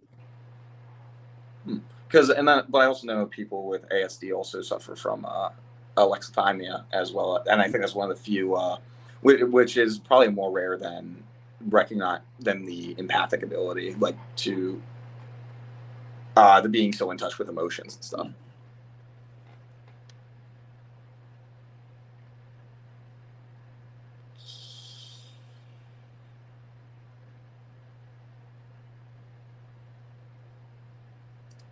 I feel like this is in your realm of stuff more than mine. I do if I have a boy from a woman who is probably narcissistic. What do you recommend I do if there's a chance of growing up with this type of a mother? So you mean you have a son whose mother might be narcissistic? It's not really, parenting stuff isn't really my game. I can tell you whose game it is though. Susan Stiffelman. I'm happy to give you a link to it. She's worked with Wendy. She does a lot of work on that. I'll send you the link, Jacob. You can put it in the comments. I was about to say, Christoph put a comment in like the actual comment section of this video, and I'll make sure I get that to you. Yeah. I mean, I would say, you know, the thing is like, just focus on being a good dad to him and providing something different. Mm-hmm. And also, you know, you can talk about, you know, if you are seeing difficult things in his mother, it's like really like, you know, you can talk about, yeah, there's a part of your mother that may be dismissive of you. And this is based on your son's experience, not you telling your son what his experiences are. So like, it's like, oh, mom doesn't seem to be able to connect with me, or mom doesn't seem to be able to, or mom is very critical of me about that. You could say there's a part of your mom that gets really critical of you.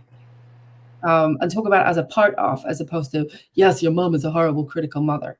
And kind of facilitate that kind of reflection. But by far the best person on this is Susan Stiffelman, not me. And also, don't do what my parents did and just shit talk each other constantly. Also, yeah, don't shit, like, even if the partner is terrible, don't shit talk the other parent. It just creates such horrible divided loyalties for the child. Yeah. You know. But yeah. Hi TJ. Nice seeing you.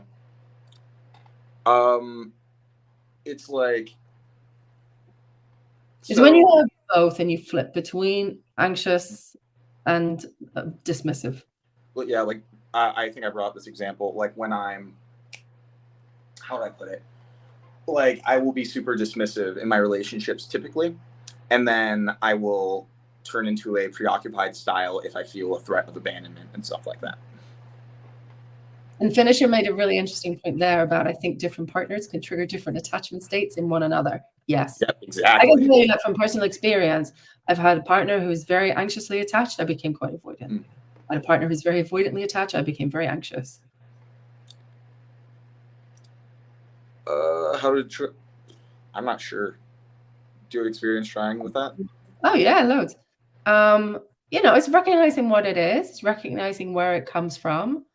And then it's kind of creating opportunities to allow yourself to connect with someone in a more vulnerable way, and hopefully doing that quite slowly and gradually, ideally in a relationship with someone who's willing to take their time with you. And also, you know, if I'm working with someone on their own avoidant attachment, I love to work with the partner as well, because it helps if the partner understands what's going on and they're able to say, hang on, I know we're doing that thing again, where you go distant and I get clingy. Susan Johnson's work on this is really good. I'll also give you the links to that. If you're interested in that, make a comment about it too, and I'll make a comment, and I'll go in the comments and leave recommended resources. Cool. What about Indecision? My MPDX never knew what he wanted or what he felt for me, or was that a hook? Like a hook as in like a manipulation tactic? Because I will say I'm often very confused about what I want and what I feel towards people, like genuinely. Like with the alexithymia, it's really bad, and the disorganized attachment style, which trigger different behaviors in me. But that being said, that also I have used that in a manipulative fashion too, where I kind of want out of a relationship. Like once I got a girl to break up with me because I couldn't do it because shame, by saying I don't know what I want. I'm so willing to keep going with this, but I don't know. And she was just kind of like, no, I need you to say that. I need you to say that, like, you really want this. And I'm like, I don't know. Do you think as well, Jacob, that there's a kind of idealization and devaluation going on? That when you get really close to someone, you're like, well, why does this person want to be with me? Maybe I could do better. And then you end up devaluing and making the decision to say, I will commit to this person. They are who they are. I accept them as they are. And this relationship I'm going to invest in. In my mind, what that says to me is my literal thoughts is I'm accepting that this person is the best I'm ever going to have. And that's obviously flawed in so many ways. If I accept that I want to be in this relationship, it's just not a healthy way to look at it. But that is just where my head goes. I'm like, this is the best person we'll ever have. Blah, blah. Yeah. And that's also really vulnerable for someone with MPD to kind of get to the point of making that kind of commitment. Yeah. Yeah. I still struggle with it. I still have like impulsive thoughts of like leaving and stuff very consistently. Even though I'm really trying.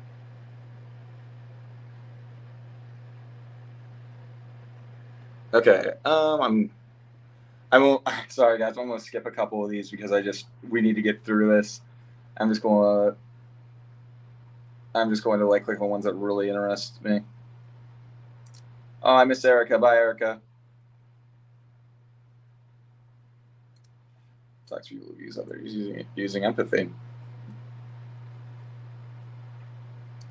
Can PTSD be mistaken for NPD? I would say yes, but I would also say it's more common than not that people who are narcissistic will also have comorbid PTSD.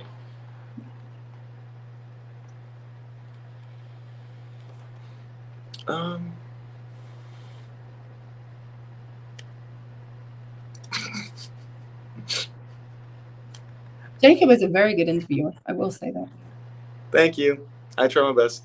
No, you are. You are very good at getting good information out of people. Genuinely. That's great. Not me giving you a little bit of self-esteem juice is true. That's one of my best. That's one of my best. What's it called? That's one of the best compliments I've ever gotten in my life.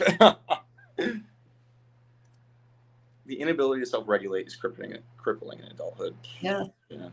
Hell yeah.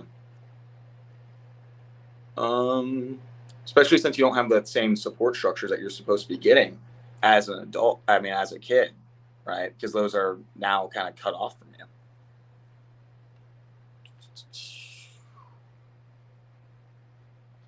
Okay, I finally caught up. All right, I think we're gonna wrap this up. I'll take 3 more questions. Oh. Also, 3 more questions. Now they go. I want to point out also finisher, and I forget who the other person was, but I know I get defensive, but I do enjoy hearing dissenting opinions sometimes because it does make an interesting dialogue. So if I get defensive, don't take it personally. It's just, it's my temperament. I don't like people telling me I'm wrong. And I know that, like, honestly, it's like, because they weren't even saying I was wrong, right? But I took it as that because that's just how I am. I should think about that more. I really should. I should make a video on that. There you go. There's tomorrow's video. Huh? There's tomorrow's video. Mars video? Tomorrow. Oh, tomorrow. Gotcha. Tomorrow. I have 2 pre-recorded. I'm so proud of myself. Oh my gosh. It's insane. Well done. It's a lot more than I have. Usually I'm like doing them just like every day. I'm just recording one. Every now and then I'll just like record like 8 in a row and be like, okay, I don't have to worry for a little bit. I'm actually going to write that down. Nice. Where is my notebook? God damn it.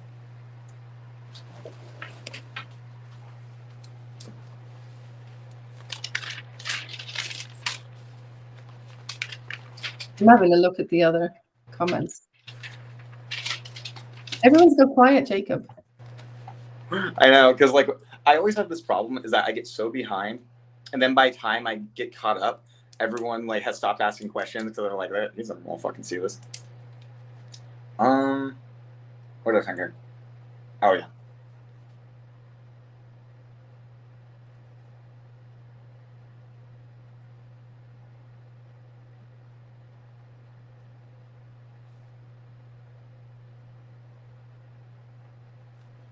Because I know there was one guy who he said on one of my streams, apparently he said something that I took the wrong way. And he commented on one of my videos being like, because I said that like I overreact to things like that in another video and I misinterpret things. And he was like, I was afraid to comment for so long because I thought you hated me now. I was like, dude, I'll be honest, I barely remember. Christoph has asked a question. What do you do with stuff like, e.g., multiple truths, like someone else can be right too? Which one is he asking? Wait, where was it? I'm assuming you. Oh, here. What do you think about stuff like multiple truth, like someone else can be right too?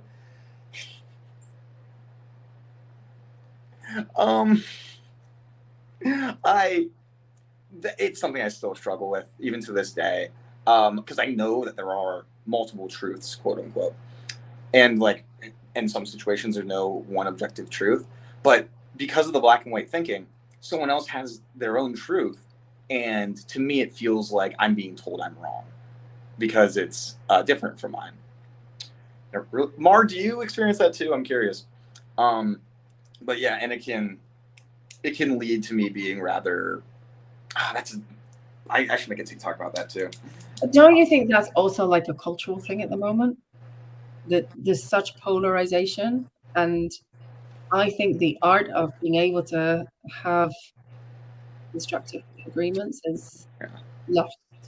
I would say yes, because politically, I would, Yeah. and in some other things too, especially about personality disorders as well.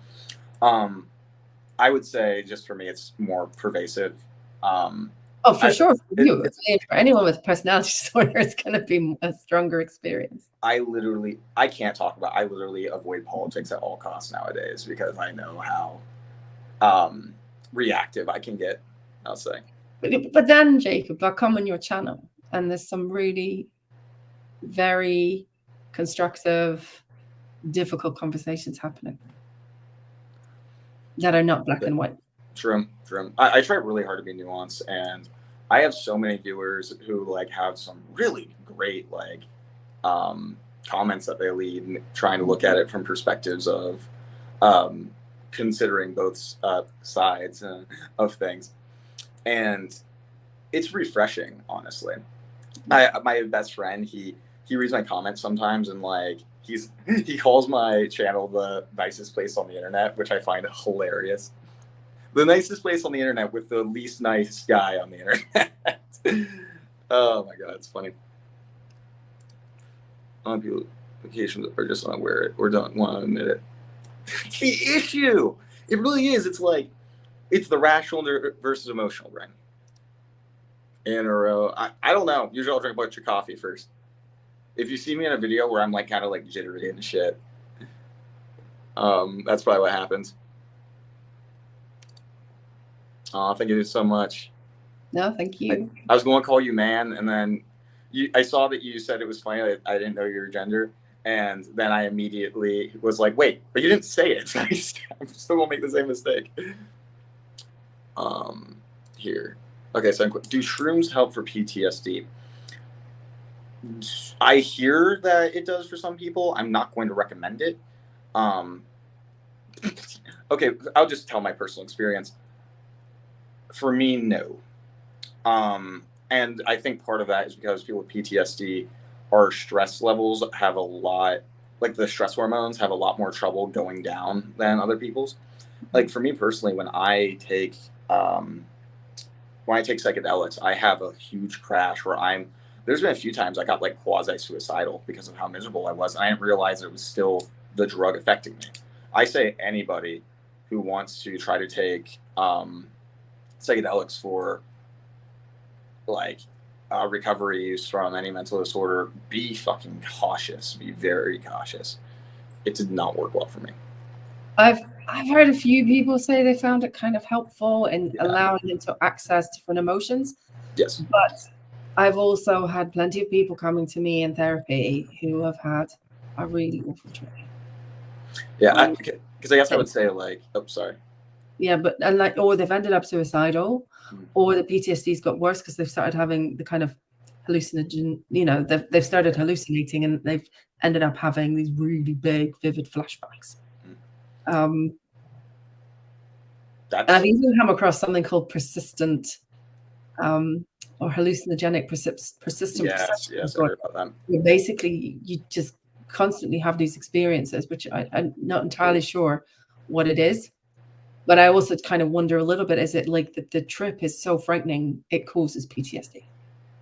Because that's what PTSD. Because that's what Tess says, is that because of her trip on shrooms that basically made her self-aware of being a narcissist, or accepted. She was already diagnosed at that point. That she said it gave her PTSD, which she's diagnosed with it, so I trust her on that. But that did surprise me. Apparently, it happens. By the way, I also do have PTSD. I'm not sure if everybody knows that or not.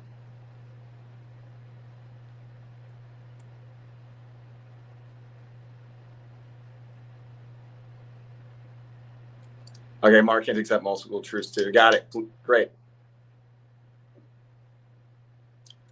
See, I have heard way better things about microdosing, and that they're considering that as like something for like treatment in depression. If it's not like a full-blown trip, because the effects of it are more, I don't know, they're way more subtle, I guess. I'm trying to think of a good way to put it. I'm not recommending people do drugs, by the way. I'm just saying what I've heard.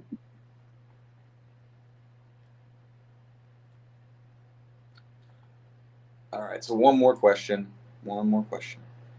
I can tell you're like, ooh, really don't want to comment on drugs too much because, you know, I'm a clinician. Well, it has to be really, you know, I think the thing is like, I don't want to condemn people. Loads of people I work with take drugs quite often. I'm not going to say I recommend it. Mm-hmm. That's funny. But I do worry as well, because I certainly have had people go and they'll take ayahuasca. Ayahuasca seems to be the big one in the UK. Everyone goes for, and it's really. Oh yeah. I've never been seen it here. Yeah. Also, Echo made me laugh. Yeah, he can handle multiple truths as long as they're his. I have plenty of truths.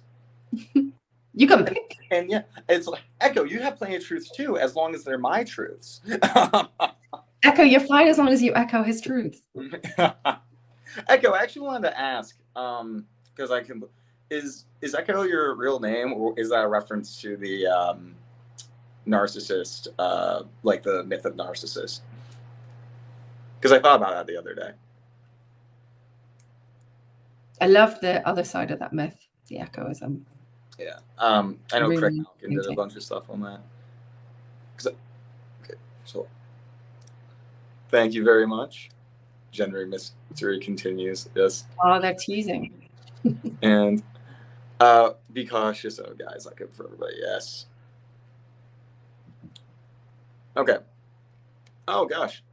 Oh, now we've got loads of questions. Yeah. Oh, I get overwhelmed. Wait, Mar, what are you what the fucking about? PTSD. Yes. Okay, I really have a question. Oh, your next obsession. What's up? We were. Who was I? In one of my lives, I think it was your next. I think it was. I'm not sure if it was you who were here or another histrionic, but we were low key talking shit on histrionics. I just see that. I'm like, guys, we can't keep throwing our other cluster bees under the bus like that. I have histrionic / BPD traits, and only traits of both, or only traits of BPD. And I track a lot of narcissists every time. Why does this happen? How can I stop it? I think it's just the coping mechanisms and the defenses that just they bounce off of each other so fucking well. Well is a strange term for it. But not only do they bounce off well, but like because of that beginning, like big infatuation, they're more likely to indulge that relationship. Does that reflect your experience with Yeah, and I think it's like the desire to be seen and to be close, and particularly get histrionic traits where you will be big and dramatic. That's appealing to someone with NPD. And then you both kind of get into this great fantasy relationship. And there's a sort of, as well, I think it strokes the ego of the person with NPD, because it's like, this person's going to be so committed and adoring, and you're my hero. And it just, then it unravels, I'm sure, as you well know. How to stop it? You don't like my answer. You have to accept a slightly boring relationship. That's like I'm in a good space. You know, I got some really good advice, and I've given it to lots of people. And I think it works. When you date someone new, you rate them out of 10, and if they're a 10, you run. You want a nice, steady 6 or 7 out of 10. Don't tell me that. It needs to be perfect. Okay. Do you go? Oh wait, was the last one the last question? Fuck, I think it was. Oh well. Do you go back to past partners, or do they come back to you, or none of the above? Thanks. Cheers. Typically they come back to me. I've never really. I might, if they reject me, if they're the one that broke up with me, I'm never going to ask for them back. I might reach out to them and try to kind of like poke and prod to see if if they would be open to a relationship again. I'll never be like, I want you back to one. And typically my partners would be the ones to come back to me, but I'm great. So I kind of curious if Linda's a clinician. I'm not sure. DBT for BPD. Yes. Not everyone likes it though. Not everyone likes DBT. Some people really get on well with it. Some people really hate it. That's interesting. I get a lot of people who are like, I want you because you don't do DBT. See, I wanted to do DBT, but the more I thought about it, the more I'm kind of like, I probably would hate that. I probably would. I don't like talking about emotions. I'm not sure. Linda's an experienced coach. Okay. Anyways, I guess you can answer that one. I feel How does a narcissist do it? Well, maybe Jacob should answer that. Not well. It's well said. Does it? I think it's often helpful to think what drives the anger, because it's often a sense of threat to their self-esteem, that it's seen as this person is devaluing me, thinks I'm nothing, showing that I'm worthless, I'm a piece of shit, I'm absolutely nothing. And that's why you get such extreme angry reactions in NPD. I don't know if you agree with that. Oh yeah. Yeah, so. Okay. So that's basically it then. Thank you everybody for coming. I hope this was insightful. I hope we didn't come off too biased towards NPD. I thought we were pretty fair. Of course we were. It's just because I've been thinking about a lot recently of like, the spectrum of narcissism and stuff like that. And though I view healthy narcissism and pathological as like completely unrelated, I feel like I did slip into a little bit of the leaning into the categorical model, which I'm like, there are a lot of people who, and I would just say they're just different presentations, but it's like, yeah, there are people who are pathologically narcissistic, but not in like a super intense way. Like I would make the argument. I want to know what people think about this. Would you get, for those of you that know Tess, would you say me or her is, or may not know her personally, but watch her content? Do you think me or her is more narcissistic? I desperately need to know the answer to that. Equal.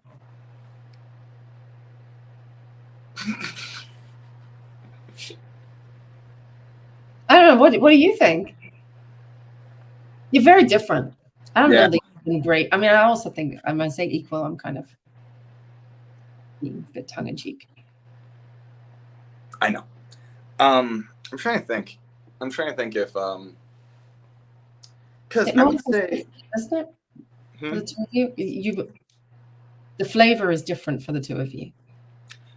I think that mainly comes from the fact that she has HPD traits and I have BPD ones, and that makes the presentations really like Tess will be like way more openly emotional, and stuff, and especially when she was like going through a hard time on her Instagram, she'll like make a bunch of stories about it, and I'm like, no, I'm not doing that. It's humiliating. Oh, it's funny. You know, TJ Tampa made a really good point about it's not boring, it's not bad, it's safe, it's stable, it's calm. Mm-hmm. It's calm. TJ, yeah, I saw TJ, but I meant to have a nice secure base. That's a base from which you can have adventures. Guys, I need to know if me or Tess is more narcissistic. Somebody answer, please. What do you want the answer to be? That's like, I don't feel like I should say. Well, because I get insecure sometimes about it. Because sometimes narcissistic, the biggest narcissist. Do you want to be the most narcissistic? Oh, fuck yeah. I want to be the archetypal narcissist. Because, like, sometimes Tess will say something just so blatantly grandiose, and I can't tell if it's tongue-in-cheek or not. And I'm like, man, she's so much more narcissistic than me. Maybe I don't have this disorder. And that's actually why I react so strongly when people question my diagnosis, is because, like, there's a deep insecurity about not being a narcissist there. Is nobody going to answer if me or Tess is more narcissistic? You know, John just said you're the best narcissist on the internet. I said you were the favorite narcissist on the internet on Twitter. Oh, thank you. Thank you all. I am the best one. I shouldn't talk down my other narcissist. I would say I am. We love you all. I love all the narcissists on. Yes, of course. I would say that I would say I'm the most. I would say hands down the most well-researched narcissist. That I will. I mean, there's just not really a competition there. Not to say that not. You do cite a lot of really good papers. Yeah, I have learned from you for sure. And like, don't get me wrong, I'm not saying that they don't do their research, but I mean, I am like, I remember I was on Reddit and I made some comment about like empathy and MPD, and this guy was like, he was like, I swear to God, I'm going to find every paper that you cite and laminate them. It's funny. Nobody's going to tell me that I'm more narcissistic than Tess. This is upsetting. You need an anonymous poll. Nobody wants to be associated with it. An anonymous poll. Next time I'm going to make a poll. Next one. Last question. What pisses you off the most? What does? When people do that thing where like I'm talking about like some narcissistic things and I'm unable to, like a friend, and I'm unable to like express it properly, and they're like, oh yeah, that's normal, everybody goes through that. Just saying it out loud made me like it triggered me a little bit. Why? Because it delegitimizes my experience. They're basically saying I don't suffer because it's the same as everybody else. It's interesting because I see that as quite in a different light. What would you see it as? I see that as them saying, yeah, I struggle with that too. I would hate that as well. Because they don't know. They don't get it. They don't know my struggles. They may not know. They may know, but I guess everyone's human. We all have our struggles. Yeah. But you hate. You're like, what? Shut up. Don't say that. My struggles are the biggest. A little, it's there. And like, I know I rationally know they're trying to be compassionate and stuff like that. It's something I work on a lot nowadays, but yeah, it does. The intention there is probably very good. Exactly. Yeah. Yes, they can relate, but everyone experiences things differently. And they need to say that. They need to say that. No, like honestly, I had a friend, and one of the most gratifying conversations I ever had about my shit when I was unaware was I had this buddy who I said I was like perpetually, chronically lonely. And he was like, you have more friends than anybody I know. And I'm like, yeah, whatever. And he's like, I just don't really understand that. And like, that was gratifying to me that he didn't. And he admitted it. It's interesting. Yeah, Tampa, I know. Also, I'm an apprentice narcissist learning my trade. I should make that a course. Ways to be a narcissist. Tips for being a narcissist from a diagnosed one. We'll make an army of narcissists. That's funny. That's funny. I actually have had people ask for manipulation tips. And the issue is that like, I have tried to teach someone how to manipulate before actually, because I just wanted to see what would happen. And they can't nearly as effectively just because their brain isn't wired for it. And they can't pick up on some of the subtleties that I do very naturally that I kind of assume everyone does. And so they can't really apply it in the same way.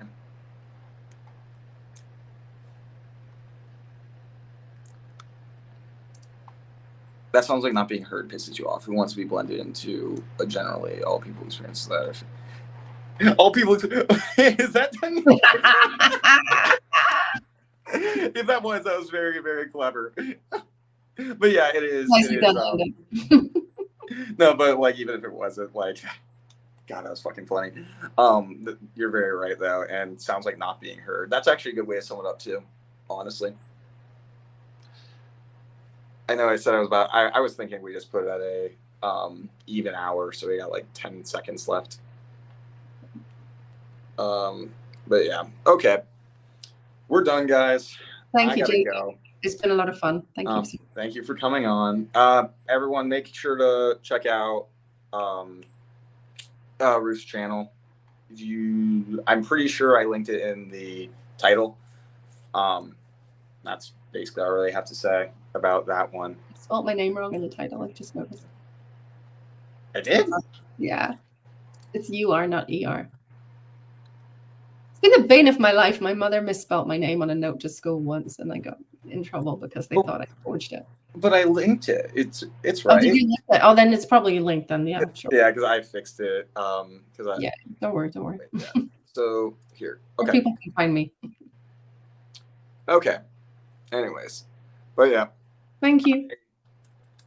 Thank you for coming on, and everyone, take your fucking meds. And broadcast.